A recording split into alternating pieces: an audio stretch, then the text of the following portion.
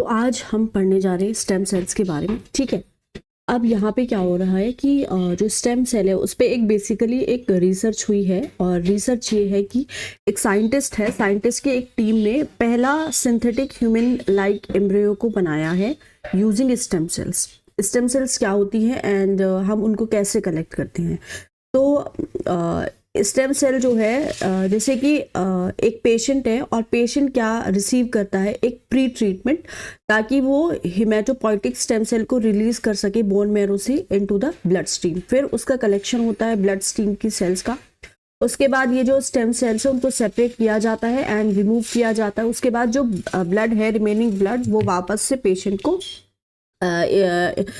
वापस दिया जाता है। And after that stem cells are frozen until needed. Patient receive करता है supportive treatment to help bone marrow grow.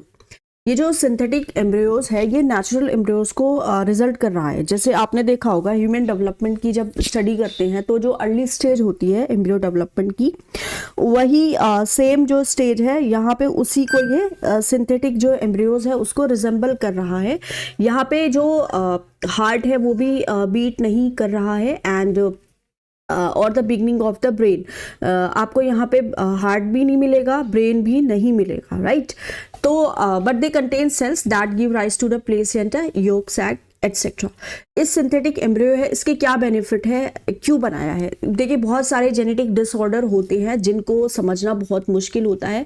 तो यहाँ पे क्या होगा, ये जेनेटिक डिसऑर्डर की जो अंडरस्टैंडिंग है वो बहुत ज़्यादा अच्छी हो जाएगी। बायोलॉजिकल रीज़न भी यहाँ पे पढ़े जाएंगे बिहाइंड रिकरेंट मिसकैरेजेस। जो विमेन है उसने कंसीव कर लिया है और कई बार ऐसा देखा जाता है कि एक जो औरतें मिसकैरेजेस बार बार होते हैं जिसके रीज़न जानना बहुत मुश्किल होता है। तो यहाँ पे वो स्टडी करना इजी होगा। Genetic, epigenetic and environmental effects क्या है डेवलपिंग एम्ब्रियो पे, यहाँ पे ये भी पढ़ा जाएगा। Understanding the black box of human development, ये एक पीरियड होता है जहाँ जिससे पहले प्रेगनेंसी प्रोग्रेस करती है। इसको डिटेक्ट भी किया जा सकता है और स्कैन भी किया जा सकता है। स्टेम सेल क्या है, एक सेल है जहाँ पे जिसकी यूनिक एबिलिटी है, ये एक किसी भी स्पेशलाइज सेल टाइप्स में डेवलप कर सकती है हमारी बॉडी के अंदर। ये स्टेम सेल जो है प्रोवाइड करता है नई cell for the body as it growth और रिप्लेस करता है specialised cells that are damaged और लॉस्ट। दो यूनिक प्रॉपर्टीज है इसकी।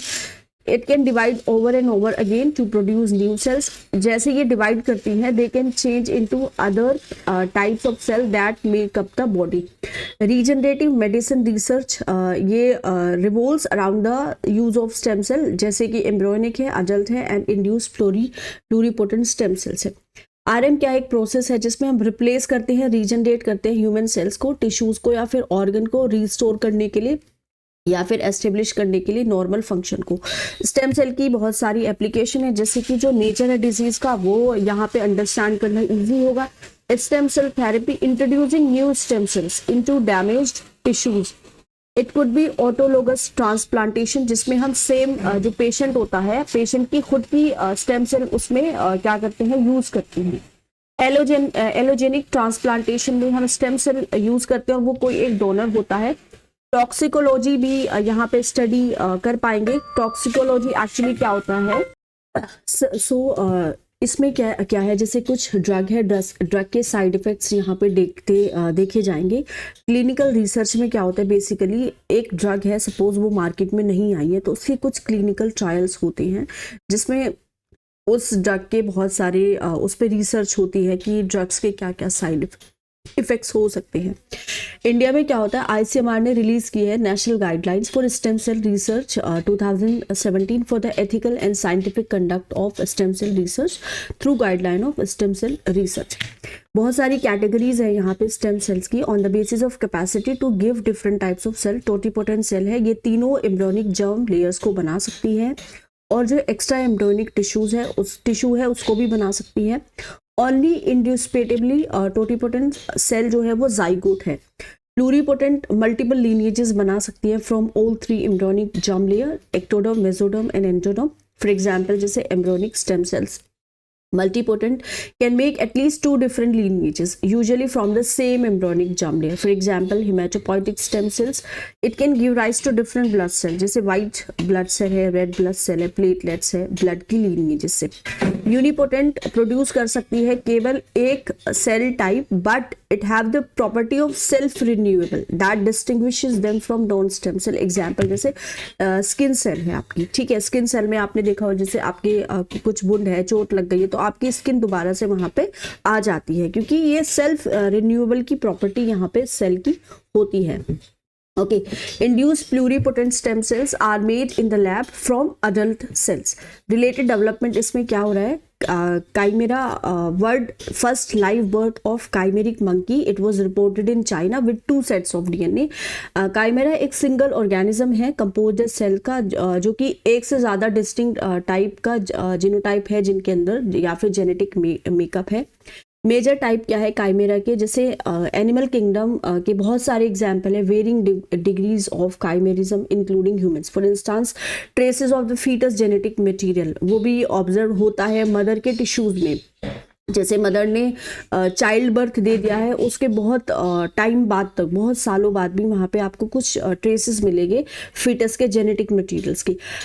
It can be done through stem cell transplant या फिर bone marrow transplant. CAR T cell therapy, एक कैंसर का पेशेंट है, उसको ट्रीट किया गया है with the help of indigenous next CAR 19. ये chimeric antigen receptor T cell therapy है. इसमें क्या है कि central drug standard control organisation ने अप्रूव किया है इसका नेक्स्ट कार 19 प्रोटीन का एक car T cell therapy. It is developed indigenously in India by ImmunoACT company incubated at IIT Bombay. CDS को सेंट्रल ड्रग अथॉरिटी है जो डिस्चार्ज करती है फंक्शन को, assign to the central government under drugs and cosmetics act 1940. बहुत सारे इसके major functions है, जैसे ये रेगुलेटरी कंट्रोल रखता है over import of drugs. Approval जो है नई ड्रग्स का आना है या फिर क्लिनिकल ट्रायल्स वगैरह आने हैं, वो इन्हीं के कंट्रोल में है.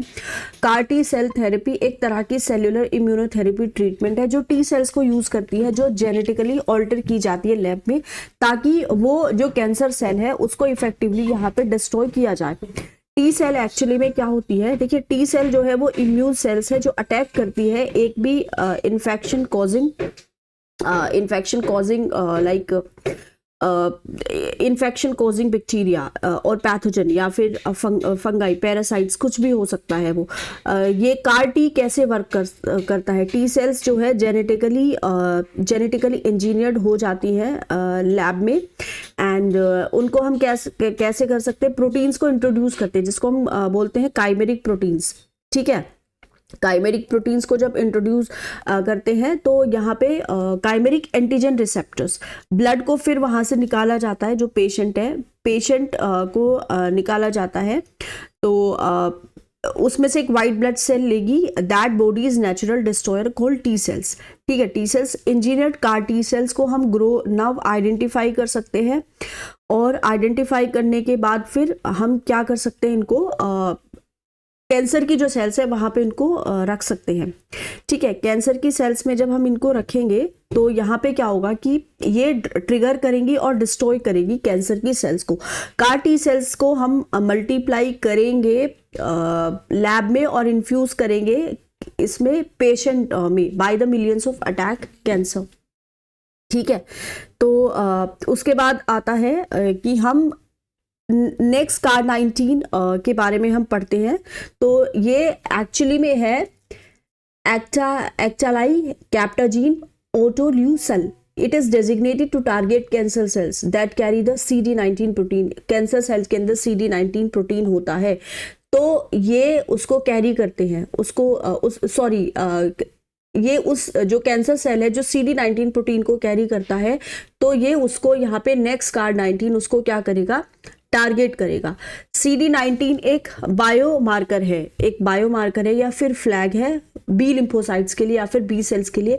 बायोमार्कर क्या होता है, बायोमार्कर प्रोवाइड करता है information about a biological process की क्या प्रोसेस हो रही है, कंडीशन क्या है, रिस्पॉन्स कैसे मिल रहा है, एक ट्रीटमेंट का रिस्पॉन्स क्या है, ये सारी इंफॉर्मेशन हमें किससे मिलती है, बायोमार्कर से. Targets leukaemia and B cell lymphomas blood cancer. uses genetically modified patient T cells to target cancer while chemotherapy uses drugs। इसके बहुत सारे एडवांटेजेस हैं। प्रिसिशन बहुत ज़्यादा हाई है। सिंगल या फिर फ्यू इन्फ्यूजन ट्रीटमेंट ही देना पड़ता है। इंडिविजुअलाइज ट्रीटमेंट हम दे सकते हैं। इसके कुछ सारे चैलेंजेस भी हैं, जैसे प्रोलिफरेशन जब हम करेंगे कार टी सेल्स का, it leads to cytokine release syndrome. तो साइटोकिन जो है आपका सीबीएस का मतलब होता है अबेंडेंस रिलीज होती है यहाँ पे आपके ब्लड स्ट्रीम में साइटोकिन्स की, जो कि बहुत एक इम्यून सिस्टम का जो रिस्पॉन्स है उसको बहुत ज़्यादा ट्रिगर कर देता है। और अगर साइटोकिन हम जानते हैं कि एक इम्पोर्टेंट रोल प्ले करता है नॉर्मल इम्यून रिस्पॉन्सेज में, लेकिन इसका जो एक्सेसिव प्रोडक्शन हो रहा है तो वो एक ट्रिगर करेगा इम्यून रिस्पॉन्स को, जो ऑर्गन्स को डैमेज कर सकता है, स्पेशली लंग्स को, किडनीज को, जो बहुत इंपॉर्टेंट है ह्यूमन सर्वाइवल के लिए, and even it can lead to death. Cytokine storm it can occur as a result of an infection, autoimmune condition या फिर अदर डिजीजेस। तो यहाँ पे ये इसके साथ अभी चैलेंजेस है। लिम्फोसाइट्स जो है ये तरह की वाइट ब्लड सेल्स है जो हमारे इम्यून सिस्टम का पार्ट है। यहाँ पे बेसिकली दो तरह की लिम्फोसाइट्स होती है, T cells and B cells. T cells का फंक्शन है कि ये डायरेक्टली फॉरेन इन्वेडर्स के साथ फाइट करेंगे, ऑल्सो प्रोड्यूस करती है साइटोकिन्स, एक्टिवेट करेगी other parts of the immune system. ये किसका फंक्शन है? टी सेल्स का। टी सेल साइटोकिन प्रोड्यूस करता है, डायरेक्टली लड़ता है। बी सेल एंटीबॉडी मॉलिक्यूल्स को प्रोड्यूस करेगा। दोनों हमारे कहाँ पे होते हैं? बोन मैरो में ही ओरिजिनेट्स हो रही हैं, ठीक है। फॉर्मर प्रोवाइड करेगा cell mediated immunity, T cell, और लेटर जो है वो क्या प्रोवाइड करेगा? Humoral immunity, immune response directed at particular antigens, right. अब यहाँ पे क्या है? CDSCO ने अप्रूव किया है पहला indigenously developed animal derived tissue engineering scaffold for healthy skin bones. Tissue engineering क्या है? ये एक बायोमेडिकल इंजीनियरिंग डिसिप्लिन है जो टिश्यू या फिर सेल्यूलर प्रोडक्ट्स को बनाएगा outside the body, right. Outside the body ये बन रहा है, या फिर रिपेयर करेगा टिश्यूज को विद इन द बॉडी। अब combines the principle of material and cell transplantation to develop substitute tissues and or promote endogenous regeneration। जैसे आर्टिफिशियल स्किन है, कार्टिलेज है। किल स्विच फॉर कैंसर से साइंटिस्ट ने reportedly discover किया है एक kill switch जो ट्रिगर करेगा डेथ कैंसर सेल्स का। It is identified as a crucial epitope. Epitope का मतलब होता है एक प्रोटीन सेक्शन जो एक्टिवेट करता है लार्जर प्रोटीन को, किस पे? CD95 रिसेप्टर्स पे, that can cause cells to die, cells को मार देगा। CD95 रिसेप्टर को हम फैस भी बोलते हैं। ये सिग्नल कॉज करता है जो कैंसर सेल को एक सिग्नल देगा, सेल्फ डिस्ट्रक्शन करो अपना, और कैंसर सेल यहाँ पे अपना सेल्फ डिस्ट्रक्शन करना स्टार्ट कर देती हैं। Future cancer drugs could boost the activity of these CD95 receptors to create new weapons against cancer tumors, right? So cancer have been treated historically. Surgery के साथ हमने इसको ट्रीट किया है, कीमोथेरेपी के साथ, रेडिएशन के साथ। लेकिन ये जो कैंसर सेल का सेल्फ डिस्ट्रक्शन वाली जो ये रिसर्च आई है, ये काफ़ी प्रॉमिसिंग लग रही है, और इससे बहुत जल्दी हम कैंसर को पूरे विश्व से मिटाने में कामयाब होंगे। Diverse epigenetic epidemiology partnership, CSIR centre for cellular and molecular biology ने कोलैबोरेट किया है रिसर्च के साथ, रिसर्च ग्रुप के साथ पूरे वर्ल्ड में on the diverse epigenetic epidemiology partnership project. Epigenetic epidemiology होता क्या है? Part of epidemiology pattern and factors related to health and diseases in populations. मतलब जो एक पॉपुलेशंस है उसके क्या क्या फैक्टर्स है जिसकी वजह से उनमें डिजीज आ रही है, या फिर हेल्थ के क्या क्या पैटर्न्स है, डिजीजेस के क्या क्या पैटर्न्स है। एपिजेनेटिक्स क्या होता है? ये एक्चुअली एक स्टडी होती है कि how your behaviours and environment, आपका जो बिहेवियर है, आपका जिस इन्वायरमेंट में आप रह रहे हैं वो आपके जीन्स को क्या कुछ इफेक्ट करेगा, राइट। और जीन्स की जो वर्किंग है, जिस तरह से जीन काम करते हैं, क्या उस पर कोई इम्पैक्ट होता है? Unlike genetic changes, epigenetic changes are reversible and do not change the DNA sequence. तो ये DNA सीक्वेंस को नहीं चेंज करते हैं, बट ये चेंज कर सकते हैं हमारी बॉडी DNA को कैसे रीड करती है, DNA सीक्वेंस को। जैसे फॉर एग्जाम्पल आपका जो इन्वायरमेंट है, एक इन्वायरमेंट में आप रह रहे हैं, 40 degree for example 40 degree Celsius पे आपने 10 लोगों के एक ग्रुप को रखा है, तो उस पे हर वो जो इन्वायरमेंट का इम्पैक्ट होगा वो हर लोगों पे डिफरेंट होगा। आपने भी ऑब्जर्व किया होगा, कुछ लोगों को थोड़ी सी ही सर्दी होते ही बहुत तबीयत खराब हो जाती है, राइट। तो ये किस वजह से हो रहा है? ये हमारे जो जीन्स है उस पर क्या इम्पैक्ट पड़ रहा है, राइट। इन्वायरमेंट का भी क्योंकि इम्पैक्ट पड़ता है, तो ये जेनेटिक चेंजेस इसमें नहीं होते हैं, रिवर्सिबल है। एंड ये डीएनए की सीक्वेंस नहीं चेंज कर सकता, लेकिन ये चेंज कर सकता है कि हमारी जो बॉडी है वो एक पर्टिकुलर डीएनए सीक्वेंस को कैसे रीड करती है।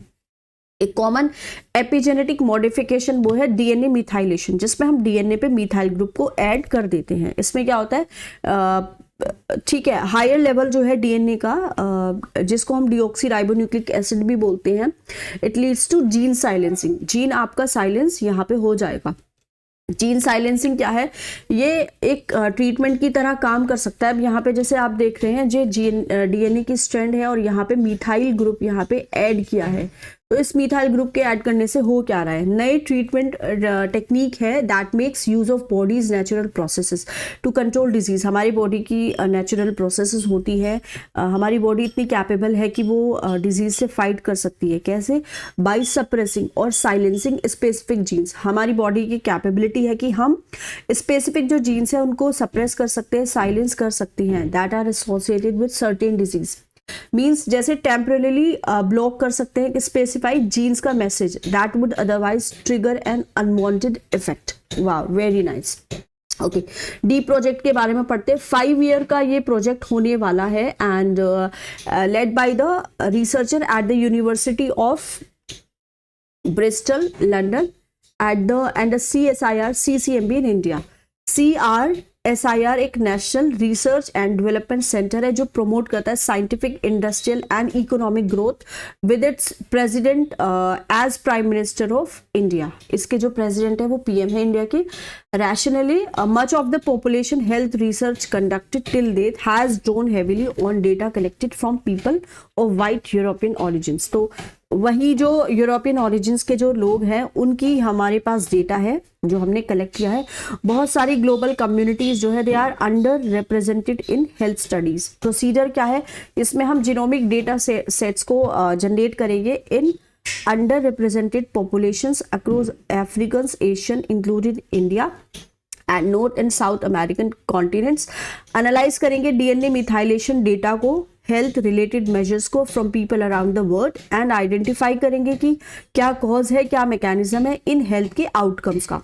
इसका सिग्निफिकेंस होने वाला है कि हम जेनेटिक्स को समझेंगे behind non communicable diseases in diverse populations.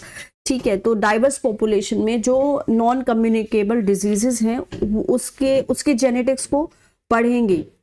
Related development हुए इस पे, जैसे जेनेटिक मार्कर है। रिसेंटली इंडिया के साइंटिस्ट ने आइडेंटिफाई किया है सिंगल न्यूक्लियोटाइड पॉलीमॉर्फिज्म या फिर जेनेटिक मार्कर्स जो एसोसिएटेड है विद प्रीटर्म और प्रीमेच्योर बर्थ। जो बच्चों में प्रीमेच्योर बर्थ होती है वहां पे एक सिंगल न्यूक्लियोटाइड पॉलीमॉर्फिज्म का आइडेंटिफिकेशन हो चुका है। These scientists were working in Garbhini programme. Garbhini एक इनिशिएटिव है under the department of biotechnology to elucidate biological and non-biological risk of PTB। Genetic markers को डिफाइन कर सकते हैं हम। एक स्पेसिफिक डीएनए सीक्वेंसेस होती हैं, इसकी लोकेशन हमको पता होती है कौन से क्रोमोसोम पे है, and it is essential tools for linkage and association studies.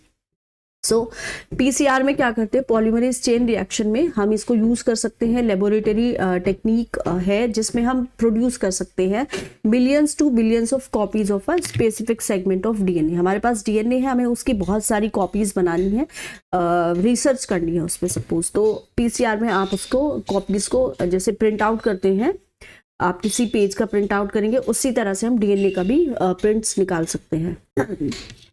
IT and computer national quantum mission first meeting है मिशन गवर्निंग बोर्ड की of national quantum mission. Discuss उन्होंने किया है implementation strategy and timelines of NQM national quantum mission as well as the formation of mission coordination cell.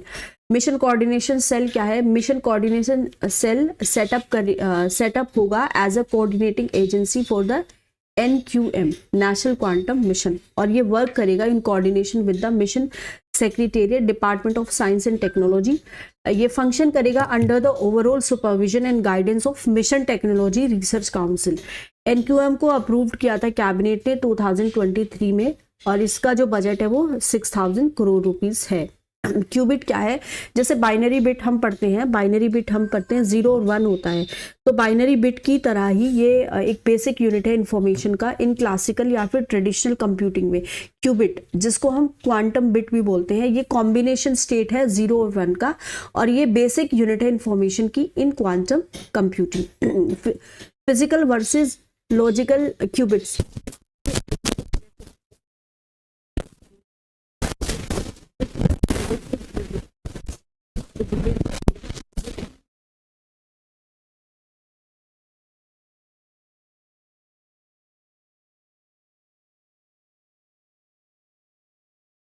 Logical qubits are the physical qubits.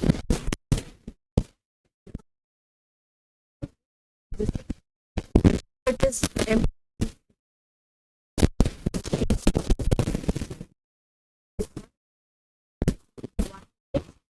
one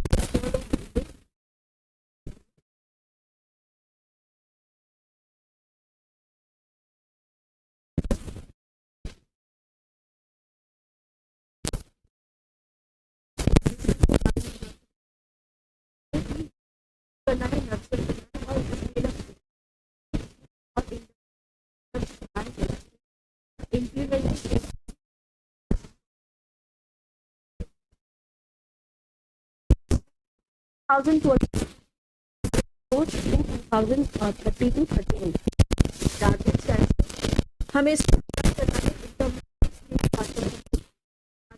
5 qubits refer image developing satellite based of 3000 kilometers between India.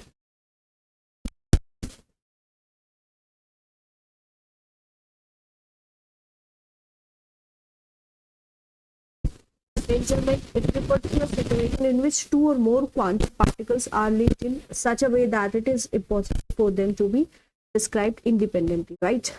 Okay. Along with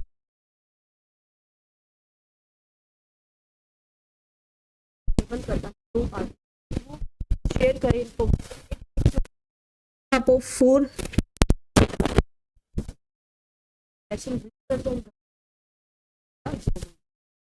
completely material devices.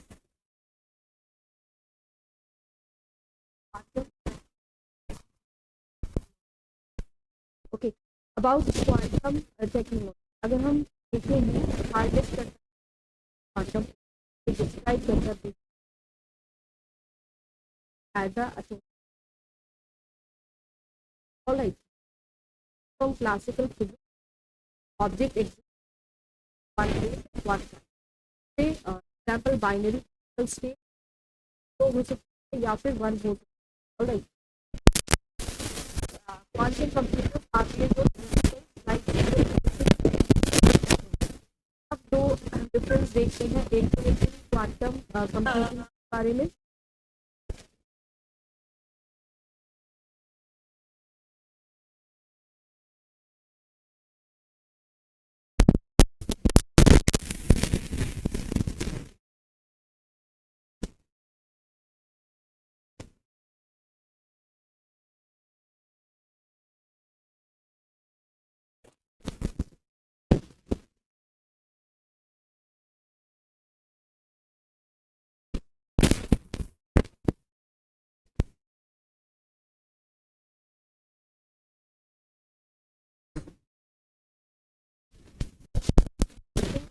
High error की rates होती है and are highly susceptible to noise such as electronic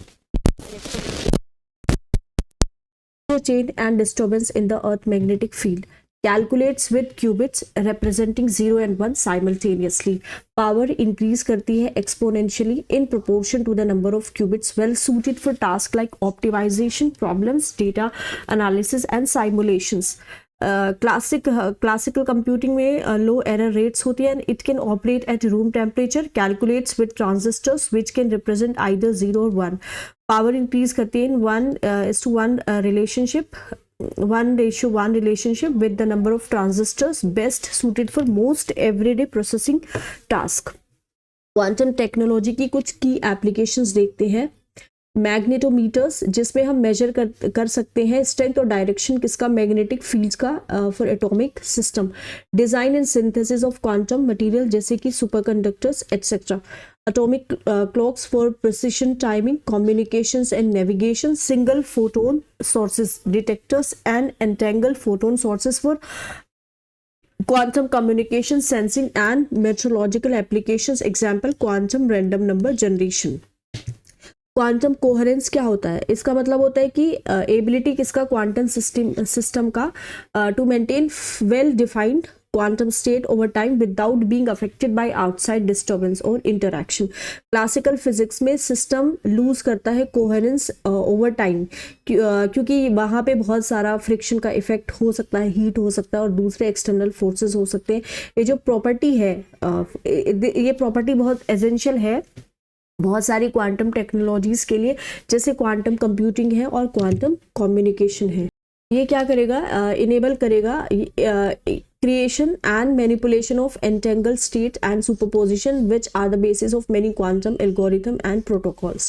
Quantum supremacy, experimental demonstration of quantum computers dominate an advantage over classical computers by performing calculations previously impossible at unmatched speeds. Artificial intelligence, regulation and application. Why in the news? World की first ever AI safety summit held हुई थी at Bletchley Park in London, United Kingdom, and इसने adopt किया था Bletchley declaration AI को regulate करने के लिए. ब्लेचले डिक्लेरेशन क्या है, वर्ल्ड का पहला एग्रीमेंट है किस पे, आर्टिफिशियल इंटेलिजेंस पे. Safety which pledges to work together to assess the risk associated with AI, क्योंकि एआई के भी क्या हो सकते हैं, कुछ रिस्क हो सकते हैं. तो ये एग्रीमेंट आया था जिसमें इन्होंने एक शपथ ली थी कि हम एक साथ काम करेंगे उन रिस्क को टैकल करने के लिए जो कि आर्टिफिशियल इंटेलिजेंस के साथ एसोसिएटेड है. It was signed by 28 countries and the European union. India भी इसका एक पार्ट है. तो यहाँ पे की रेगुलेटरी इनिशिएटिव्स क्या लिए गए हैं वो एक दफ़ा देख लेते हैं. यूरोपियन यूनियन एआई एक्ट जो है वर्ल्ड का फर्स्ट कॉम्प्रिहेंसिव एआई लॉ है. New Delhi declaration adopted by global partnership on artificial intelligence, एक मल्टी स्टेक होल्डर्स इनिशिएटिव है जिसका एम है कि जो थ्योरी और प्रैक्टिस जो है एआई की उसके बीच का जो गैप है उसको ब्रिज करना है, कटिंग एज रिसर्च को सपोर्ट करके, और applied activities on AI related priorities. India का national artificial intelligence portal India AI has also been launched as one stop digital platform for AI related development in India. Hiroshima AI process establish होगी through a G7 working group in cooperation with OECD and GPI. Artificial intelligence क्या है, ये machine की ability है कि वो task perform कर सकते हैं, वो टास्क परफॉर्म कर सकते हैं जो नॉर्मली जो ह्यूमन बीइंग करते हैं, राइट. मतलब जिसमें ह्यूमन इंटेलिजेंस लगती है और उनको मिमिक करके वो कर सकते हैं, जैसे कि लर्निंग है, प्रॉब्लम सॉल्विंग है, डिसीजन मेकिंग है, एटसेट्रा. डिसीजन मेकिंग है, it has different dimension. Generative AI जिसपे यूज करते हैं डीप लर्निंग मॉडल जैसे ओपन एआई, चैट जीटीपी, Google Bard, Sora and DALL-E. Krutrim India's AI model जो क्रिएट करता है high quality content like text, speech etcetera, leverages advanced natural language processing. GPT generative pre train transformer belong करता है एक family, एक ऐसी लार्ज लैंग्वेज मॉडल की family है. LLM मशीन लर्निंग मॉडल है जो न्यूरल नेटवर्क पे बेस्ड है, जो रिकॉग्नाइज कर सकते हैं, समराइज कर सकते हैं. ओके एंड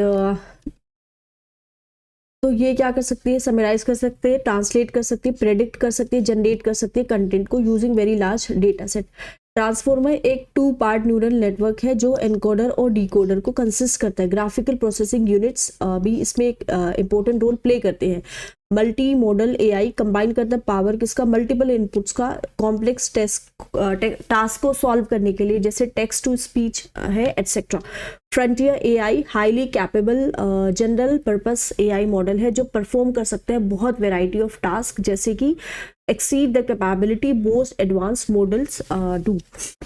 डिफरेंस देख लेते हैं between machine learning and deep learning. Machine learning एक एआई मैथोडोलॉजी है, जितनी भी मशीन लर्निंग है सारी वो डीप लर्निंग नहीं है। डीप लर्निंग एक एडवांस मशीन लर्निंग मैथोडोलॉजी है, जितनी भी सारी डीप लर्निंग है वो मशीन लर्निंग है।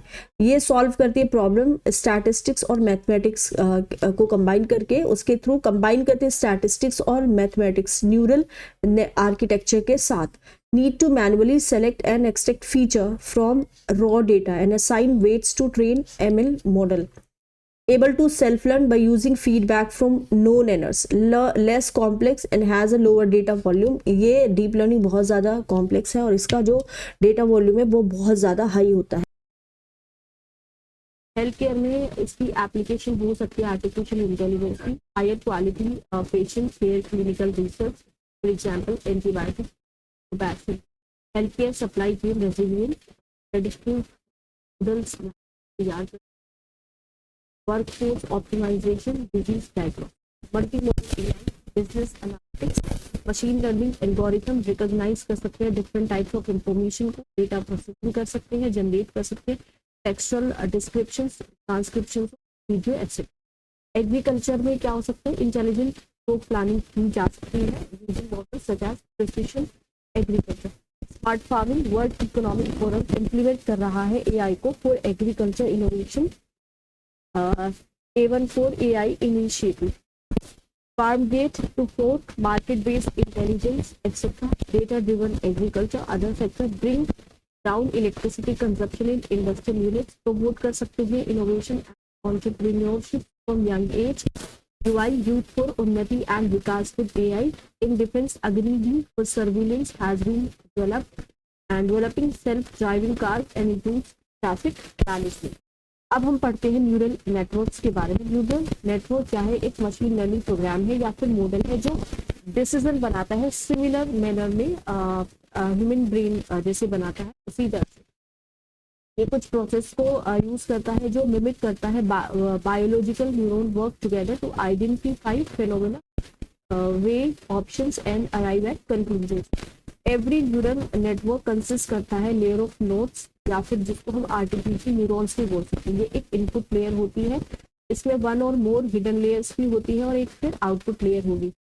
न्यूरल नेटवर्क को कभी कभी हम आर्टिफिशियल न्यूरल नेटवर्क भी बोलते हैं या फिर साइमुलेटेड न्यूरल नेटवर्क बोला जाता है। There are different types of neural network जैसे कि feed forward neural network, multi layer perceptron and convolutional neural network, different neural network except. तो यूनियन गवर्नमेंट ने इशू किया है एक एडवाइजरी सोशल मीडिया इंटरमीडिएरीज को आइडेंटिफाई करना मिस इन्फॉर्मेशन और डीप फेक्स। डीप फेक्स क्या है? डीप फेक्स रिफर ये कुछ वीडियो हो सकते हैं, इमेजेस हो सकते हैं जिसको एडिट किया गया है एल्गोरिथम रिप्लेस कर यूज करके to replace a person in the original video या image with someone else in a way that makes the video look authentic. मतलब स्वैपिंग हम जिसमें कर सकते हैं, स्वैपिंग की जाती है, right. It can be imitation of a face, body, sound, speech, environment या फिर कोई भी personal information manipulated to create an impersonation. Use करता है एक फॉर्म किसकी, आर्टिफिशियल इंटेलिजेंस की, जिसको डीप लर्निंग बोलते हैं। इसमें फेक इमेजेस बनती हैं, events that have not happened. Deep learning एक मशीन लर्निंग सबसेट है using artificial neural network part by the human brain to learn from large data sets. Mechanism क्या यूज होते हैं वो देख लेते हैं। टेक्नोलॉजीज यूज करता है डीप लर्निंग की, एआई की, फोटोशॉपिंग की, इमेजेस ऑफ इवेंट्स क्रिएट करने के लिए। GAN जनरेटिंग एडवर्सेरियल नेटवर्क एक ये क्लास में होती है मशीन लर्निंग की। Are interpret to create the videos. GAN consist of generators and discriminators. Generators initial data लेते हैं ताकि नई इमेजेस को बनाया जा सके, फिर डिस्क्रिमिनेटर इवेलुएट करता है कंटेंट को फॉर रियलिज्म और उसमें फिर कुछ रिफाइनमेंट होता है। ऑल्सो एम्प्लॉय करता है ए वेरिएशनल ऑटो एनकोडर, एक टाइप होता है आर्टिफिशियल न्यूरल नेटवर्क का इंफॉर्मेशन प्रोसेसिंग पैराडिग्म। इनेबल करता है versatile face swap model. Regulatory measures applicable to deep fakes. Legal provisions है इंडिया में, यहाँ पे कोई भी स्पेसिफिक लीगल प्रोविजंस नहीं है डीप फेक की टेक्नोलॉजी के अगेंस्ट। हावेवर कुछ लॉज इनडायरेक्टली एड्रेस करते हैं डीप फेक को, जैसे कि सेक्शन 66E है और सेक्शन 66B है IT एक्ट 2000 का and Indian copy right act of 1957। Global measures against deepfake. Google ने अनाउंस किए हैं tools for water marking identify synthetically generated content. Web 3.0 why in the news. Recently report titled Unlocking the Web 3 Potential, India Journey from a Talent Explorer to a Product Powerhouse. It was released Primus Partner, private organization. Key finding है 2022 में India held 11% of the global Web 3 developer pool, ranked third worldwide. Web 3 sector is projected to create 2.2 million direct jobs. India next one. Web 3 provide करते एक version किसका, web का, जहाँ पे users have a financial stake and more control over the web communities they belong to. Web 1 को हम static web 2 बोलते हैं, इनेबल करता है easy access to information. Web 2 built on advancement in web technologies, जिससे इंटरैक्टिव प्लेटफॉर्म बना है, जैसे कि फेसबुक। डिसेंट्रलाइज है नेचर में और relies heavily on intermediaries. Web 3 enable करता है peer to peer transactions and interactions without intermediaries. Include करता है crypto currencies, non fungible tokens, decentralised autonomous organisation etcetera. Provide करता है more security of data in comparison to web 1 and web 2। Enable करता है people to control their own data. Blockchain based social network operated by users collectively rather than a corporation. Web 4.0 को हम symbiotic web भी बोलते हैं, which will aim at the interaction between humans and machine से symbiosis. Web 5.0 features include करता है control over identity, a decentralized platform for storing data and free flowing environment for creators to develop decentralized application. Comparison करते हैं between web 1.0, web 2.0, web 3.0। Web 1 जैसे Yahoo है, Google है, rediff.com है। Web 2 में हमारा आ जाता है आप हमारा ये इंस्टाग्राम है, आपका व्हाट्सएप है, गूगल प्लस है, राइट, ट्विटर है एंड अगेन लिंक्डइन है एक्सेट्रा। वेब 3 में आता है हमारा जैसे कि टोन है, कॉइनबेस है, आइकन है। Future user decentralized server, user decentralized server को क्या करेगा, कनेक्ट करेगा। वेब 3 की की एप्लीकेशंस देखते हैं। Decentralized finance, open access to financial services, बिना इंटरमीडिएटरीज के बिना ओपन एक्सेस पॉसिबल होगा। Digital identity and ownership, secure maintenance होगा यहाँ पे ओनरशिप का। ओनरशिप किसकी, जो भी digital identity. Asset tokenization, convert कर देगा फिजिकल या फिर डिजिटल एसेट्स को डिजिटल टोकन में, ऑफरिंग फ्रैक्शनल ओनरशिप और लिक्विडिटी। मेटावर्स क्रिएट करेगा एक immersive interconnected virtual experience. Related development क्या हुए हैं, क्या कॉन्सेप्ट है। Design and development of A unified blockchain framework for offering national blockchain services and creation of blockchain ecosystem. Recently ये project release था bye centre for development and advance computing in India. Project facilitate करता है creation किसका, open application programming interfaces का, ताकि smooth integration और provision हो सके ब्लॉकचेन का as a service. Blockchain as a service एक third party cloud based infrastructure है और मैनेजमेंट फॉर कंपनी। अलाउ करता है गवर्नमेंट डिपार्टमेंट को to leverage blockchain services, building hosting में हेल्प करता है and use their own blockchain apps, smart contracts and functions on blockchain. It was launched in accordance with National Strategy on Blockchain 2021, which was released by Ministry of Electronics and Information Technology. ठीक है, software as service एक cloud based software delivery model है। In it cloud provider develop and maintains cloud application software. Blockchain technology distributed and decentralised ledger technology है, facilitate करती है recording and tracking transaction users के बीच में। हर transaction को record किया जाता है as a block of data. It is linked with other blocks before और आफ्टर इट। ऑलराइट, तो एग्जांपल जैसे यहाँ पे देखते हैं इसका सॉफ्टवेयर एज अ सर्विस का एग्जांपल ईमेल सर्विसेज है, ऑफिस टूल्स है जैसे MS ऑफिस 365 है, क्लाउड बेस्ड डेटा स्टोरेज है जैसे गूगल ड्राइव है, आउटलुक है, हॉटमेल है, याहू है, मेल है। सास बायर कस्टमाइज कर सकते हैं यूजर इंटरफेस को और डेटा फील्ड को भी चेंज कर सकते हैं। सास यूजर एक्सेस करते हैं अपने डेटा को थ्रू देयर मोबाइल डिवाइसेस। तो यहाँ तक खत्म है। नेक्स्ट जो टॉपिक हम कवर करेंगे वो 2.4 से करेंगे, जिसमें क्रिप्टो माइनिंग के बाद भी जितने भी कवर किए जाएंगे। तो मेरी आपसे प्लीज़ रिक्वेस्ट है, लेक्चर पसंद आ रहा है तो प्लीज़ उसको लाइक करो, शेयर करो, सब्सक्राइब करो। Thank you so much.